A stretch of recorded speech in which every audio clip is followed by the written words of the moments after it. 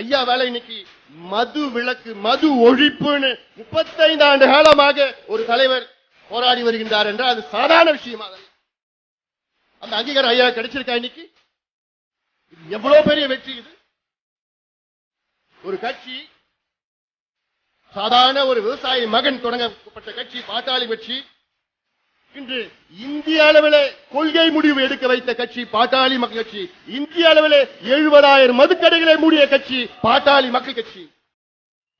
சாதாரண செய்தி அதல்ல. தமிழ்நாட்டில் 3,321 மதுக்கடைகளை மூடிய கட்சி. அந்த அங்கீகாரம் ஐயா கிடைச்சிருக்கு. இன்னைக்கு மதுவிலக்கு தேவையற்றது என்று சொன்ன திராவிட கட்சி திமுக, அண்ணா திமுக மத்தியில இன்னைக்கு அந்த 2 கட்சி என்ன சொல்றாங்க? நாங்களும் மதுவிலக்கு கொண்டு வருவோம் என்று சொல்ல வைத்த கட்சி பாட்டாளி மக்கள் கட்சி தானே. இது தமிழ்நாட்டில் உள்ள 230 பதிவு செய்யப்பட்ட கட்சிகள், அத்தனை கட்சிகளும் மதுவிலக்கு வேண்டும் என்று சொல்ல வைத்த கட்சி ஐயாவும் பாட்டாளி மக்கள் கட்சியும் தானே. எத்தனை சாதனைகள் செய்திருக்கிறோம். எதுக்கு செய்திருக்கின்றோம்? எங்களுடைய தாய்மார்களுடைய தாலியை காப்பாற்ற வேண்டும் என்ற நோக்கத்திலேதான் ஐயா அவர்கள் இது செய்கின்றார்கள்.